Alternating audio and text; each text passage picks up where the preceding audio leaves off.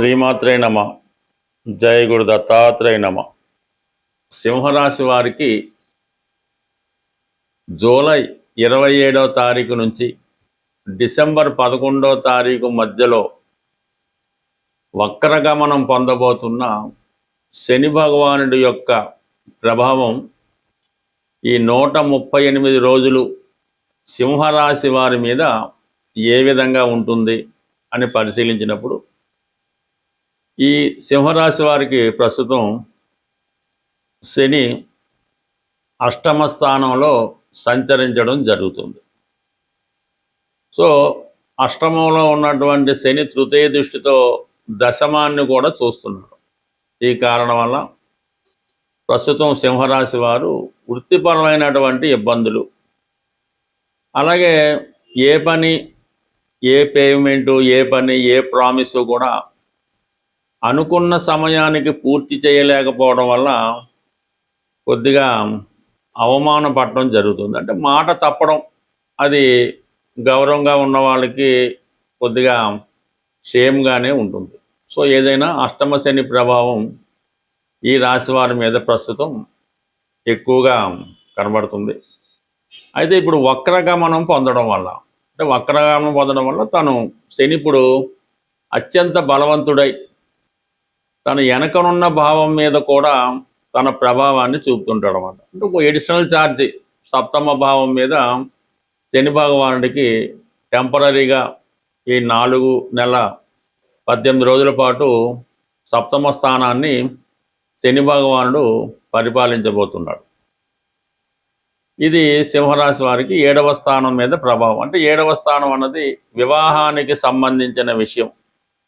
ఏదైనా పార్ట్నర్షిప్ వ్యవహారాలు, భాగస్తులు, అటువంటి వ్యాపారం చేస్తున్న వాళ్ళు, మీరు ఎవరితో అయితే వ్యవహారం చేస్తూ ఉంటారో, అది కస్టమర్స్ అవ్వచ్చు, ఖాతాదారులు అవ్వచ్చు, క్లయింట్స్ అవ్వచ్చు, మీకు అరువు ఇచ్చిన వాళ్ళు అవ్వచ్చు, మీ దగ్గర అరువు తీసుకున్న వాళ్ళు అవ్వచ్చు, మీరు ఎవరితో వ్యాపార లావాదేవీలు, దైనందిన జీవితంలో ట్రాన్సాక్షన్స్, ఇవన్నీ కూడా మనకి సప్తమ భావం మీద ఆధారపడి ఉంటాయి. ఇప్పుడు అక్కడ ఉన్నటువంటి రాహు మీద శని ప్రభావం కూడా చూపడం వల్ల పూర్తిగా సెటిల్మెంట్ అన్నది జరిగిపోతుంది. ఏదో వివాహ జీవితంలో భార్యాభర్తల మధ్య విభేదాలు కోర్టులో ఉన్నాయి, పూర్తిగా విడిపోవడం అన్నది జరుగుతూ ఉంటుంది రాబోయే డిసెంబర్ 11వ తారీఖులోపు.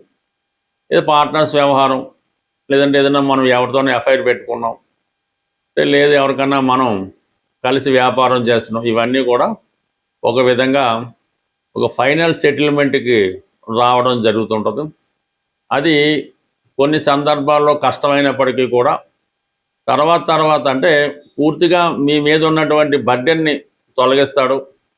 అలాగే ఏ విషయంలో మీరు స్ట్రగుల్ పడుతున్నారో, ఇబ్బంది పడుతున్నారో, దాని నుంచి శాశ్వత పరిష్కారం అన్నది లభిస్తూ ఉంటుంది.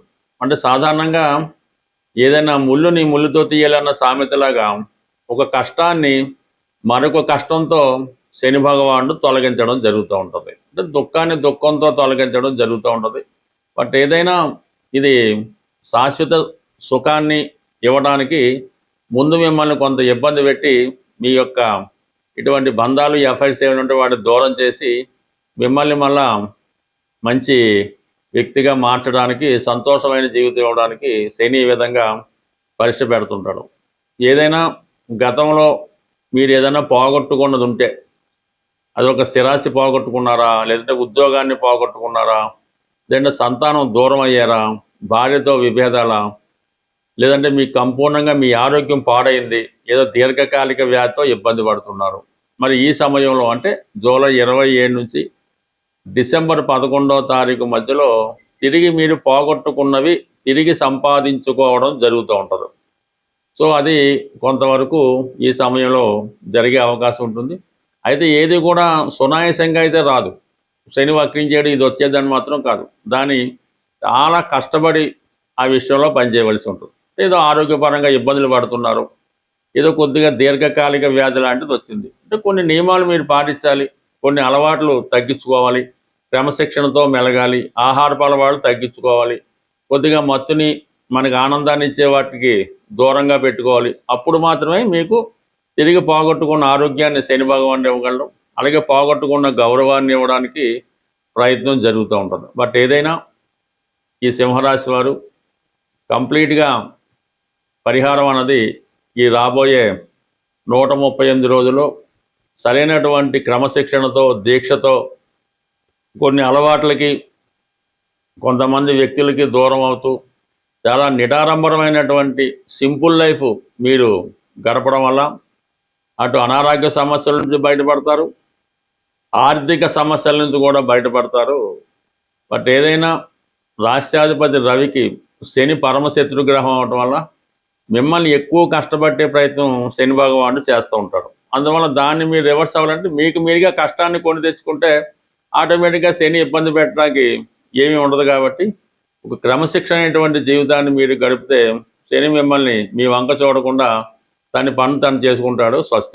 శని భగవానుడు అంటే శని ఏ రూపంలో అయితేనే అర్ధాష్టమ శని, అష్టమ శని, ఏలినాటి శని, ఈ విధంగా తన యొక్క అంటే శని 12 రాశులు మారడానికి 30 సంవత్సరాలు పడుతుంది. ఒక రాశి 2.5 సంవత్సరాలు. అంటే 30 సంవత్సరాల్లో కేవలం 7.5 సంవత్సరాలు మాత్రమే శుభ ఫలితం ఇవ్వడం జరుగుతుంది.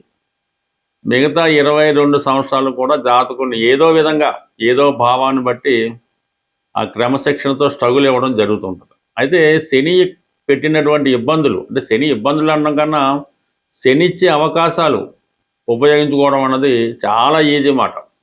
మీరు చేయవలసిందల్లా అత్యంత క్రమశిక్షణతో మన సాంప్రదాయాలు పాటిస్తూ, పెద్దలు పెట్టిన నియమాలు పాటిస్తూ, ఎప్పుడన్నా సరే ఎర్లీ మార్నింగ్ బ్రహ్మముహూర్తంలో లేగడం అన్నది అందరికీ సాధ్యం కాకపోవచ్చు.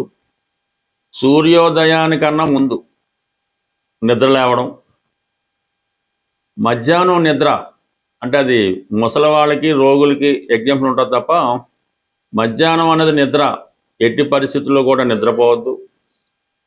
ఈ విధంగా ముందు ఈ క్రమశిక్షణ పాటించడం, ప్రతిరోజు కూడా మీ యొక్క కుల ఆచార ప్రకారం దైవనామస్మరణ చేసుకోవడం, కుటుంబంలో పెద్దల్ని గౌరవించడం. అంటే మెయిన్గా శని యొక్క మీకు ఎంత ఇబ్బంది పడి జన్మశని అయినా అవనవండి, అప్పుడు మీరు ఏం చేయాలంటే అనాథ శరణాలయంలో ఉన్నటువంటి వృద్ధులు, ఇప్పుడు చాలామంది అక్కడ చేయించేస్తున్నారు కదా, అక్కడ ఉన్నటువంటి వృద్ధుల్ని అంటే సేవించడం అంటే పూర్వంలాగా ఏమి కాళ్ళు నొక్కడం అదేం చేయక్కర్లేదు. మీరు వాళ్ళకి అడిగి మీకు ఏంటి బాబు అవసరం, మీకు ఏమైనా బిస్కెట్లు కావాలా, లేదంటే ఎన్నో మంచీలు తాగుతారా, లేదంటే ఎన్నో మందులు తెచ్చి పెట్టాలా, అంటే వాళ్ళకి ఏదైనా ఇలాంటి సేవ చేయడం మీకు ఇష్టమైతే వాళ్ళు ఫిజికల్గా కూడా సేవ చేయొచ్చు. ఈ అంటే మరి ఈ సత్యసాయిబాబా ఉన్నప్పుడు ఈ నారాయణ సేవ అని వాళ్ళు ఈ బాబా డెవోటీసు ప్రతి వారం ఈ నారాయణ సేవని చేస్తుండేవారు, ఈ సత్యసాయిబాబా డెవోటీస్ వాళ్ళు. సో అది కూడా వాళ్ళకి అంటే బాబా వారు ఆ విధంగా వాళ్ళతో చేయించి వారి యొక్క శనిని యాక్టివేట్ చేయించి వాళ్ళకి మంచి మార్గంలో నడపడానికి అవకాశం ఇస్తుండేవారు ఆయన బాబా గారు. సో అలాగే రోగులు ఎవరైతే హాస్పిటల్లో రోగులు ఉంటారో ఆ రోగులకి సేవ చేయడం వల్ల మీరు మరణం లాంటి గండాన్నన్నా బయటపడే అవకాశం ఉంటుంది. అంటే ఆ మరణాన్ని నుంచి కూడా బయటపడవచ్చు. అంటే మీరు హాస్పిటల్లో చేరే అవకాశం ఉంది, మీరు హాస్పిటల్లోకి వెళ్ళి అక్కడ రోగులు సేవ చేయడం వల్ల అది ఆ విధంగా న్యూట్రల్ అవుతుంది. ఇది మాస్టర్ ఈకే గారు ఇటువంటి రెమెడీస్ వారి యొక్క భక్తులతో చేయించి వారి యొక్క దీర్ఘ రోగాలను కూడా ఆయన తగ్గిస్తూ ఉండేవారు. అంటే ఏదైనా శని సేవ చేయడం అది ఎవరికి, ఎవరైతే తన పనులు తాను చేసుకోలేరో వృద్ధులో బలహీనతో వాళ్ళకి చేయాలి తప్ప బాగా ఆరోగ్యంలో ఉన్నవాడికి మీరు ఎంత సేవ చేసినా పెద్దగా ఉపయోగం లేదు. పైపెచ్చి అది మీకు ఇంకో విధంగా ఇబ్బంది పడే అవకాశం ఉంటుంది. కాబట్టి ఈ నియమాలు మీరు అంటే బయట వారికి సేవ చేయడం, బయట వారికి భోజనం పెట్టడం కాకుండా మీ ఇంట్లో ఉన్నటువంటి మీ తల్లిదండ్రులకో, తాతగారికో, అమ్మమ్మలకో, నాన్నలకో వారికి ముందు సేవ చేయవలసి ఉంటుంది. వాళ్ళ గురించి పట్టించుకోకుండా ఏదో వేరే వాళ్ళకి సేవ చేయడం, వాళ్ళకి మంచి చెడ్డలు చూడడం అది మీకు మరింత పాపాన్ని మూటగడుతూ ఉంటుంది. ముందు మీ ఇంట్లో ఉన్నటువంటి వృద్ధులకు ఎటువంటి కష్టం రాకుండా చూడటం, వారికి ఏదైనా అవసరం వచ్చినప్పుడు ఆత్మీయంగా వాళ్ళని పలకరించడం, అవసరమైతే వాళ్ళకి ఫిజికల్గా సేవ చేయడం, వాళ్ళ అవసరాలకి మంచి దుప్పటం, మంచి పడక ఏర్పాటు చేయడం, శుభ్రమైన ఆహారం పెట్టడం, వాళ్ళు పడుకునేలాగా మంచి పడక ఏర్పాటు చేయడం, వాళ్ళకు రూమ్ ఏర్పాటు చేయడం, ఇవన్నీ చేయడం వల్ల మీకు 100% అంటే ఈ శని భగవానుడు కేవలం తన ప్రభావాన్ని మీ మీద కాకుండా కుటుంబం మొత్తం మీద ప్రభావం చూపుతుంటాడు. అంటే మీరు చేసేది తల్లిదండ్రులకు పెద్దవాళ్ళకు సేవ చేస్తే రేపు మీ సంతానం మీకు సేవ చేయడం జరుగుతుంటుంది. ఇది ఏదైనా శని కర్మకారకుడు. మీ కర్మల్ని బాధ్యతల్ని కరెక్ట్గా చేస్తే మీరు ఏ దేవాలయానికి వెళ్ళక్కర్లేదు, ఏ దాన ధర్మాలు చేయక్కర్లేదు, ఏ పుణ్యక్షేత్రాలు దర్శించక్కర్లేదు. మీ పెద్దవారిని సేవ చేస్తూ అలాగే ఇతరులకు కూడా ఇబ్బందులు లేకుండా చూడడం. కేవలం మీ పని వాళ్ళు కూడా ఉంటారు, మీ డ్రైవర్లు ఉంటారు, ఇంట్లో పనిచేసే వాళ్ళు ఉంటారు, వాళ్ళ పట్ల కూడా వినయ విధేయతలతో వాళ్ళ అవసరాలు ఏమైనా ఇబ్బందులు ఉంటే వారి అవసరాలు తీర్చడం వల్ల కూడా మీకు ఈ శని యాక్టివేట్ ఉంటుంది. అలాగే మీ యొక్క వ్యాపార వ్యవహారాలు కూడా చాలా అనుకూలంగా రావడం జరుగుతుంటుంది. బట్ ఏదైనా శనిని కంట్రోల్ చేసే శక్తి మీ చేతుల్లోనే ఉంది. అది మీరు ఎంత కష్టపడి చేసుకుంటే మీ యొక్క అభివృద్ధి, ఆరోగ్యం, ఐశ్వర్యం అంత అనుకూలంగా ఉంటుంది. స్వస్తి.